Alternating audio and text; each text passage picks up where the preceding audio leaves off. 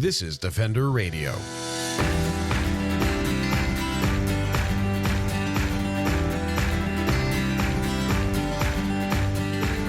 I'm Michael Howie, and this is Defender Radio, the podcast for wildlife advocates and animal lovers, brought to you by the Fur Bearers.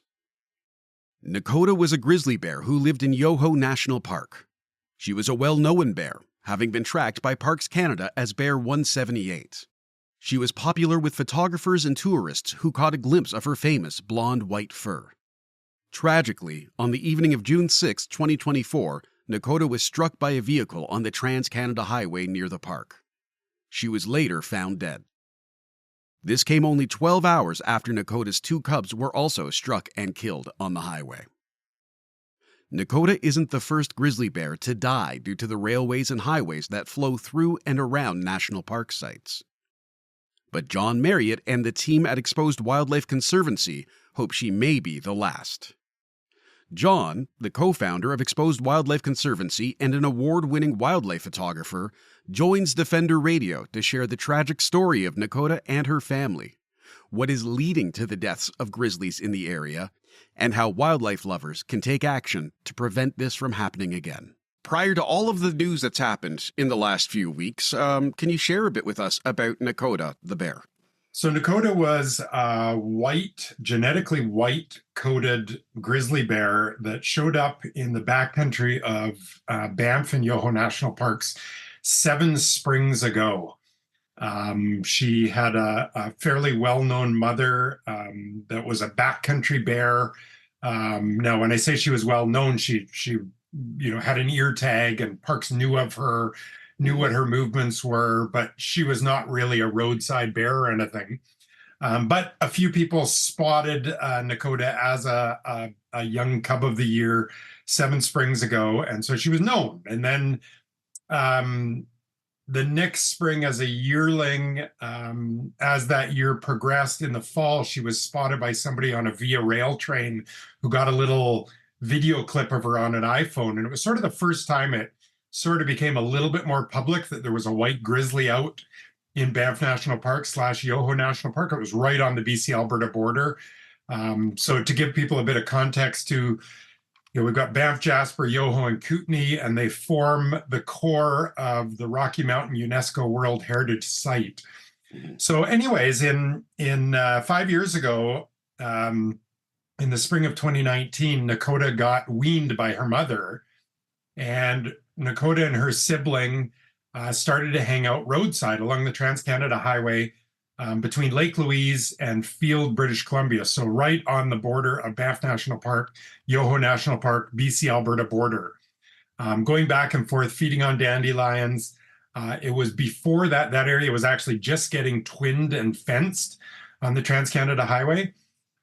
So for 3 years, she operated in, I wouldn't call it anonymity, because certainly lots of photographers knew about her and lots of tourists would see her and stop on the highway.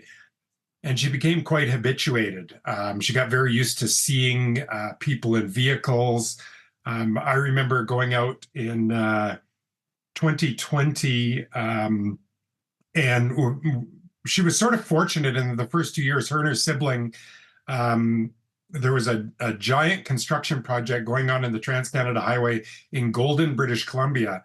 And so the Trans-Canada was closed for parts of the spring each year, and it was very little traffic coming along there. So for 2020 and 2021 in particular, she got quite lucky. Her and her sibling got sort of used to hanging out by the road, but early in the morning, there was really no traffic. There was no semi-trucks, nothing for her to worry about. It was just midday when they would open the highway and the traffic would start coming. And by then, Parks Canada was able to be on scene. And so she got very habituated, but she didn't really, I suspected she wasn't even going to make it through those years, and she did. So fast forward to this year, 2024, at 7.5 years old, just over 7 years old. Last year, she got mated with by a male grizzly bear. 2 years ago, her sibling got hit on the Trans-Canada Highway. 3 years ago, her mother got hit on the Trans-Canada Highway, but she survived. In 2024, she popped out this spring with 2 little tiny cubs. And within 24 hours, I knew about it. I'd heard about it from both parks, and I'd seen a couple of people post about it, and it started going viral really quickly. There was a lot of concern. I immediately contacted Parks Canada to find out what they had in store for mitigation.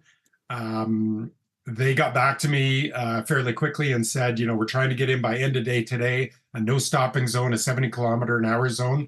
So these were tools that they had started using in 2022, so 2 years prior. So this was the third spring they'd used them. But of course, there were 3 springs where she didn't really deal with any of that, and that's when she got really habituated. But anyways, this year, June 6th, I believe it was, her cubs both got hit and killed early in the morning of June 6th. June 7th, she herself got hit on the Trans-Canada Highway right near the BC-Alberta border. She was struck by a vehicle moving about 95 kilometers an hour. They did not see her run in front of them. Parks Canada actually witnessed the incident. Wow.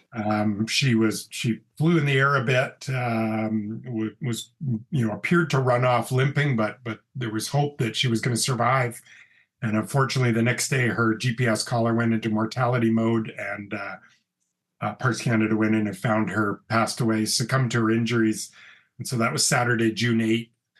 And since then, there has been an outpouring around the world, but particularly in Canada, for further mitigation action from Parks Canada to try and figure out why so many grizzly bears, particularly in this Lake Louise Kootenay Yoho field unit. So Parks Canada has been split into a couple different field units in this Rocky Mountain UNESCO World Heritage Site.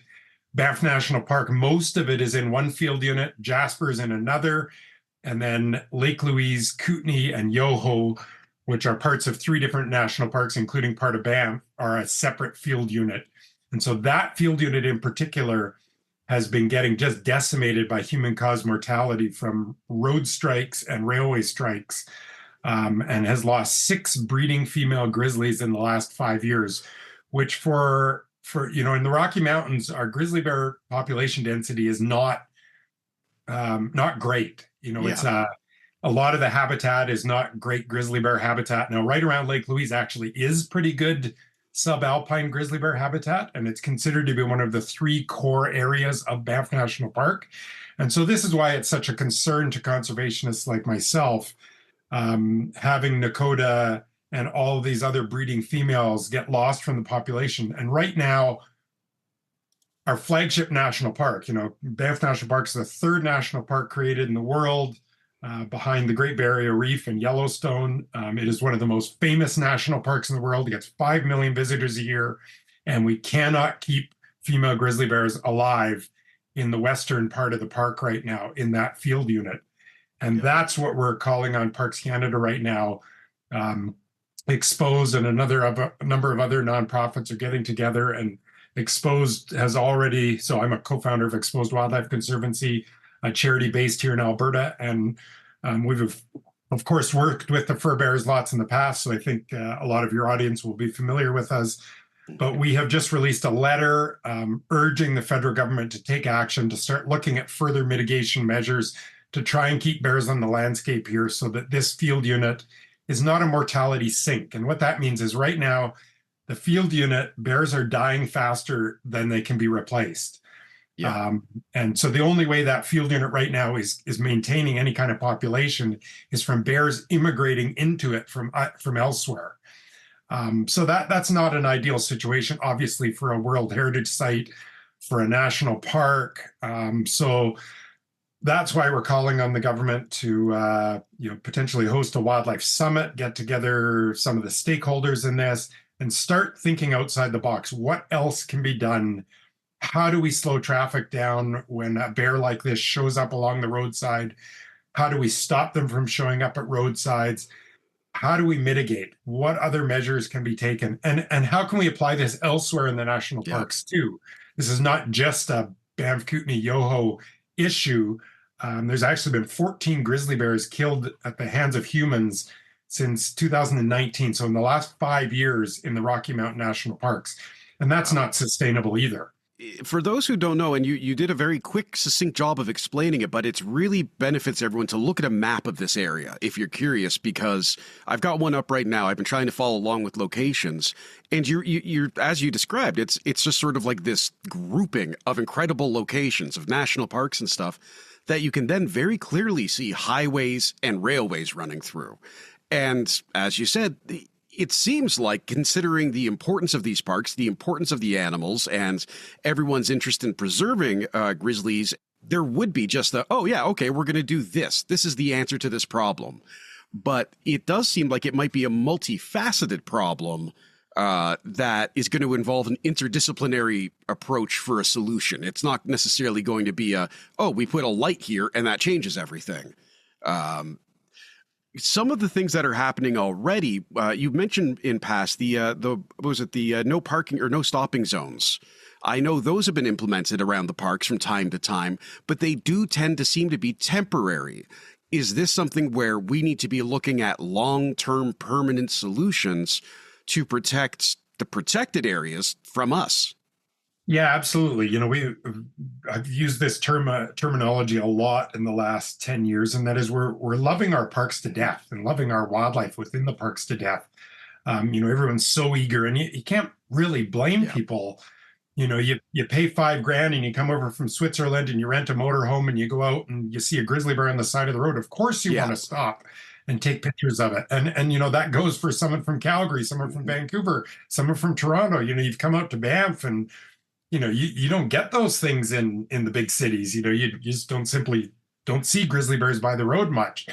So you can see the draw and the attraction, and Nakoda's death has elicited so much of an emotional response from people that we really do owe it to these grizzly bears and to the future of grizzly bears and other wildlife in the parks to go and look at these interdisciplinary, what other measures can be taken. These no stopping zones are temporary. They're actually quite difficult to put in because it's Parks Canada trying to cooperate with the Ministry of Transportation, with Transport Canada.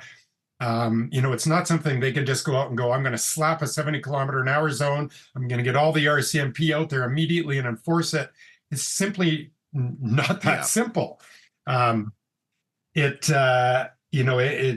Canada has really struggled with that, and their hands are tied a bit. In this case, they pulled all the levers they could. I mean, certainly they could have been on her a bit earlier, started back in 2019 or 2020, but this is all a learning curve for everybody. And, it's not something that just pops up every day where grizzly bears are right on the side of the highway. But it's something that's going to happen again. So this is why we have to be proactive in this case and start looking at, some of these dangerous areas. To give a bit of paint a bit of a description for people. So as you drive, I'm going to go from east to west. As you drive from Lake Louise, you've got beautiful, gorgeous snow-capped mountains all around you. And you drive out of Lake Louise about 5-10 kilometers, and then you plummet down a precipitous hill called the Kicking Horse Hill. And it's quite a dangerous, winding hill, and it has only recently been twinned in sections, and it's got a passing lane, and other parts are just still 2 lanes or 3 lanes. Part of it has been fenced, part of it has not been fenced yet. So it's kind of all in this transition phase to speeding up the Trans-Canada through here. And it's all designed to get people from A to B more quickly. And it does have a lot of mitigation measures in it. It's got wildlife crossings that go over the highway. In fact, right near where Nakoda was killed, 100 meters from there is one of these wildlife crossings. But grizzly bears, being bears, can climb fences. And she decided that instead of going over the wildlife overpass, she was just going to climb the fence. And Parks Canada has worked to electrify the tops of these fences to deter bears from climbing them. But there was a break in the electrification. She got onto the roadside. She's quite adept at figuring this out and avoiding the electrification. And ended up getting hit. And so these are all things that we have to look at a much broader picture now. Can we implement these no stopping zones a bit more permanently at times of year when we know wildlife is going to be there? How do we balance that with, visitation and people wanting to see bears? is there a way to potentially limit traffic or limit speeds permanently through some of these core wildlife areas? Do we make it, right now in Alberta, for instance, and it might be national, when you pass a vehicle, an emergency vehicle with its lights flashing that's pulled over on the side of the highway, you have to slow down to a certain speed to go by it.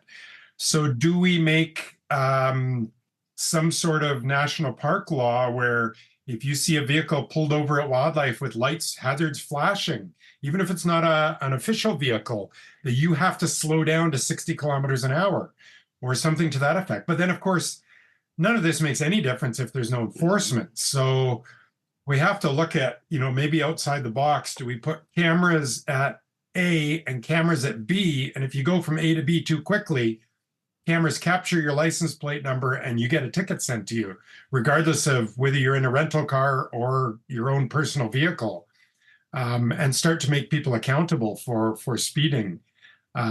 There's so many different things that, another thing we've sort of proposed is maybe a solution is do we start creating habitat patches away from the roadside? This is something particularly in that area as you drive from Lake Louise west into British Columbia, as you go down this precipitous hill, they're in a subalpine forest there that has not been burned for over 100 years. And so the spring vegetation has really sort of dried up in that area. And that's a reason that bears are coming to the roadside, where there's dandelions and there's lush green vegetation early in the spring. And so can we figure out a way to create other areas for bears to go to?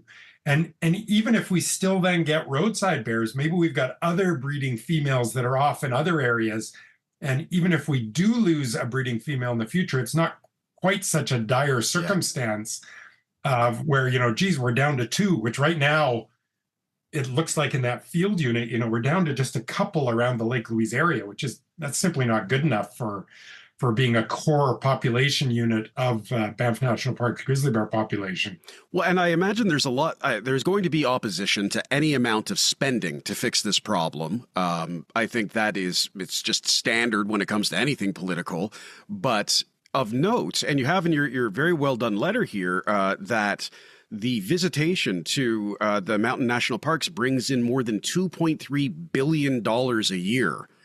And I can't imagine we're going to spend all of that on the solutions. But even if we did for a year, that's, is it going to have a greater impact longer term? Does it create viewing opportunities? Can we incorporate these things? And then, like you talked about with the roadside issue with the plantings there, we need to figure out some way to keep the bears from wanting to be at that roadside. So bring in your ecological landscape designer and bring in the bear behavior expert and bring in the expert in photos and tourism that you are and all of the other expertise you bring.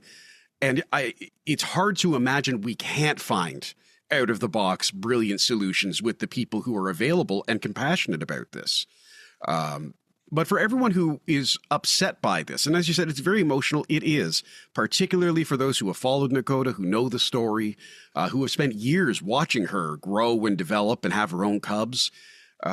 As someone who has watched wildlife professionally for so long, do you have advice for folks who are feeling those big emotions, the upset, the anger, the disappointment, on what are effective ways to manage that or allow it to exist in a helpful way as opposed to an overwhelming way? Yeah, I think, this, of course, is one of the challenges in wildlife conservation for wildlife lovers across Canada, the US, and the world is, we often have our feelings trampled on repeatedly. It's bad news after bad news after bad news. Animals dying in traps and getting shot and getting run over and getting hit by trains and so on. And so I can completely relate with everyone out there who's just feeling so frustrated and so mad and wants to give up. And I want to just give you a little bit of insight into my own mind. I've been dealing with this kind of stuff for going on 30 years now. Been fighting the fight, and it, as you know, Michael, it's a tough fight to be involved in. But I always look at the positives and the things that can come out of this. And I know Banff National Park and the Rocky Mountain Parks have already taken some huge steps in the past that nobody thought were ever going to happen, and they did happen. And that, for instance, is the twinning of the highway through most of Banff National Park. Now it's through the entire park, where they put in wildlife fences, they put in wildlife crossings, wildlife underpasses, and overpasses.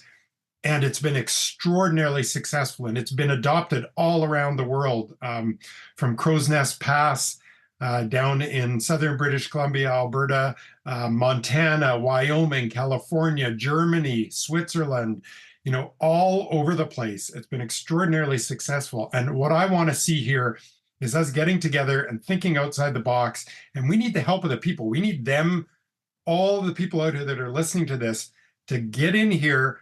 They can support the charities and the nonprofits with donations or volunteering, things like that. But they can also write to their MPs and write to the environment minister. And even if you're not Canadian, you can write to the environment minister and say, I've been to Banff 3 times. I've spent $25,000 there on 3 different vacations. I want to see bears there when I get there, but I don't want to see them in a way that endangers the bears. What are you working on to figure this out?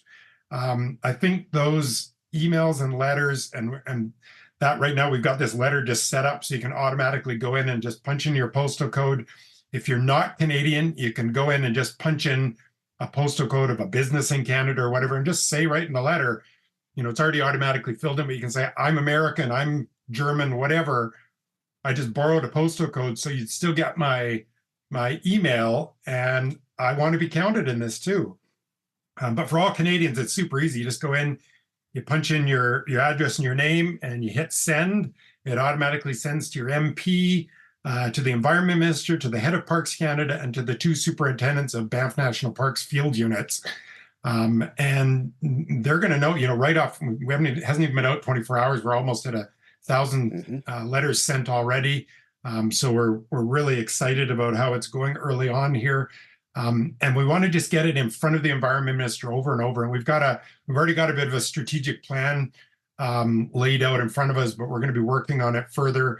And the goal is to have some actions in place by the fall. Awesome. Where we've, whether it's wildlife summit meetings, whether it's a meeting with the environment minister in person, whether it's an advisory committee set up with Parks Canada and stakeholders. These are some of the goals we've set out that we want to achieve. And so the pressure from people, you're going to be frustrated, you're going to be mad, you're going to be emotional. Let's use that. Get in there, write emails. If your MP responds to you, respond back to them and say, okay, but I want to see some action this time. Yeah. And let them know you're serious. And then if we're lucky in this, by the time the fall rolls around and Parliament gets back together, this will be one of the issues that Parliament is going to deal with, is helping out Parks Canada to put further mitigation measures in place. Instead of letting Nakoda and Bears Lair Cur just die in vain, I'm really intent on ensuring that her death actually means something going forward. And we've had animals like this in the past in Banff National Park or in other national parks that have been big famous bears or wolves, and in the end, the death has sometimes led to some really good and even great things. And that's what I'm hoping. Sometime in the future, we're going to look back on this and go, this was a turning point. And I want people to keep that in their mind and let that inspire them, and be out there continuing to advocate for wildlife. Don't get discouraged that all these animals we love are dying or are running into trouble at the hands of humans. Instead, take the opposite route and get inspired by the fact that we can make change. We can group together and make a difference. You can learn more about Nakoda's story and take action at exposedwc.org.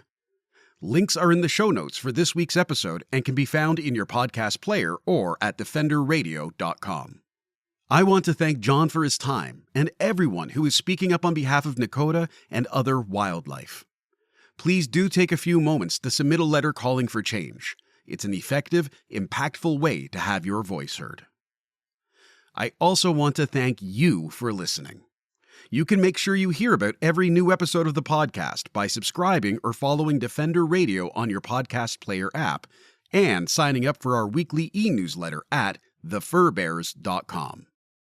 Until next time, I'm Michael Howie for Defender Radio, reminding you to stay informed and stay strong.